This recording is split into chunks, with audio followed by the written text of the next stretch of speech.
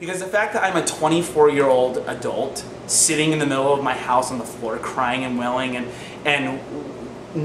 thinking I'm cut off from God's presence and who's gonna love me now, all of these things, like, I can't believe that I literally, because I consider myself like a mildly educated, like articulate. You were actually 27 at the time.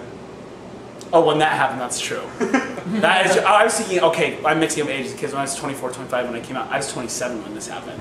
I'm 29 now, so yeah, that makes sense. So and we've been together how long? A 4 year? years. No, oh, we had together now 4 years, but it was a year and a half when that happened. So then when that happened, I was seriously such like a lost, insecure, beaten and battered, just confused person that didn't know who I was. I called my boss and I was like, I can't work right now. Like I have to like.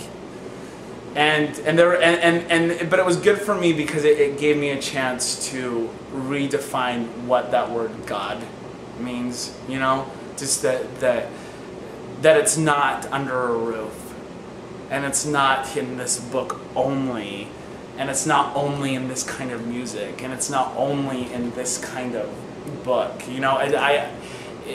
And then I realized, I was traveling out with my job, and I was so upset that I just, you know, and here I was too. I never drank, I never smoked, I'd never done anything more, and I was so mad that I felt like I'd wasted so much. And I was like constantly like, what did I do? Like, what was all this for in the end? Like, what is all this for?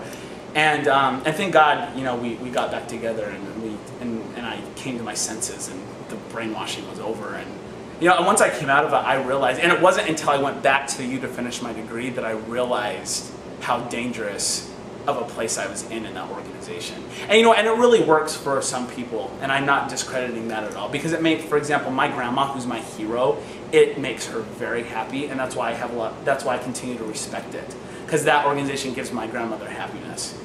It honestly makes me want to kill myself. So literally, so I can't. I would be a very stupid person. And I feel stupid looking back like that. I was like, it's like you tried out for the football team and I didn't make it, and then I just was showing up to practice, and everyone on the field was like, what is he doing here? He was not on the list. It honestly was that. And I was that idiot person that kept showing up and being like, running down the sidelines, like maybe they see me running this fast, they'll throw me in. Maybe the coach will throw me in, or maybe I'll throw a ball out there. Maybe, that's what it felt like. That metaphor of just like that, I was like, someone will notice me and see that I'm just as good. And I was a lot better than some of those. It's like looking out there, I'm like, I'm better than that quarterback. I'm following the rules better than him, and I know how to play the game better, and they will not look at me. I'm like invisible.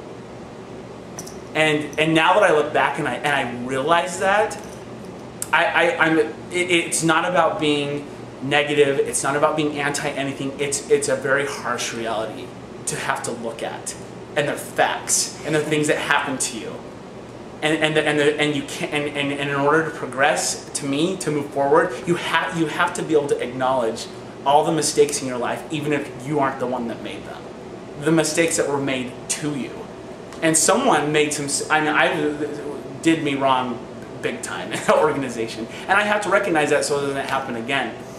And that's when I told you, when I found that non-denomination church, because I just was still just like, and my dad's like, oh my gosh, finally you've come to your senses. And then I find this like this non-denomination, you know, church, because for me, not everyone needs it, but for me, some reason my soul gravitates to music about God and more upbeat, like music about God and all of that kind of nonsense, you know what I mean? Like, I know it's probably not very nice to call it nonsense, but it's kind of a beautiful nonsense to me. And I go there, and not everyone needs it. He doesn't need it. He doesn't need to go near it, and I don't want him to go near it because that's not who he is, and it doesn't make him happy.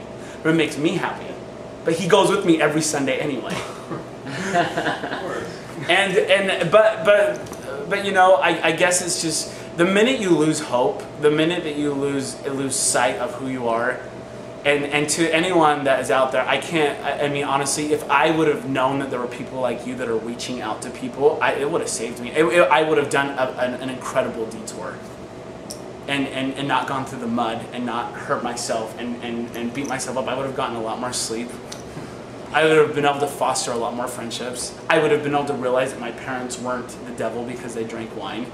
And, you know, and like all these things that I thought. And it's so interesting now, and it's like I said this to a church leader not too long ago. I said, what I want answered to me is, why is it that now that I'm in a loving relationship, I'm honest about who I am, and I don't do anything differently than I did when I was in the Mormon church?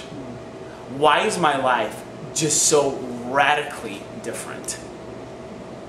Like, I should have been like, what I have now is what I wanted while I was in that organ. I was striving to get to where I am now outside of it. But I wanted it to be within the organization. But it wasn't achievable for me there because it was so segregated. And so it is very interesting. And, you know, Nick had to kind of let me come to that conclusion on my own, because I think after the first round, he saw how resentful I got about it, and he thought, you know, I can't be a part of telling him. He has to let me do it on my own. And I'm really glad I did, because it wasn't until I went back to the U when I started taking all these diversity classes and talking about oppression. I had this professor, and we dissected like the patriarchy and like oppression and all these things. And it was an objective view, and all these things that I am so passionate about politically and about how to run my life, I started recognizing, oh my gosh, I was a part of that. I was doing these things. And I started thinking about all these things I did, and I was a part of building a place where people oppressed others, and you know, the fact that, you know, we talk about like with your brother and everything, or like people saying things like that, like, we love you anyway, and like that whole mind frame, like if you don't, I don't wonder why people take their lives in that organization, gay or straight, because the expectation is just, it's not achievable. And it's too much, and who wants to live like that anyway? But, you know, I feel like I'm pretty happy. I feel like I'm a happy person. Like you're pretty happy too. Do I seem like a happy person to you? Yeah. But I mean, like, it is a beautiful thing to know that there's so much more to life. Even within my own belief systems, and I believe so heavily in God, I put everything in God. I go to God in everything.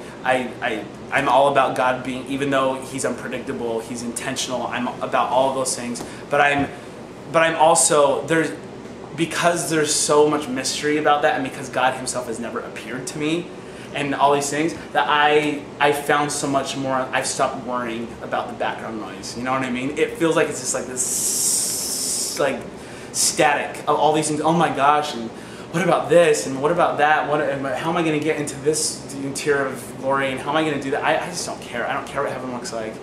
I don't care. I care about loving other people. I care about making the environment good. You know, I care about my friends and my family, and being honest. And I think the minute that you lie about who you are, if you are lying about who you are and telling people that you're someone that you're not, you need to look in the mirror. Like, you have to you have to reevaluate, because those lies lead to way worse lies. You know, and I went to there was that group, that affirmation group in Utah. I went to one of their meetings one time. And you know what? I honestly have never felt sorrier for a group of people, had felt so much pity than I did for that group of people. Because they are so conflicted and so scared and so sad. And one of them, this guy got up in the middle of it, and I just started to cry. I couldn't help it. He got up and he was just like, we were lied to.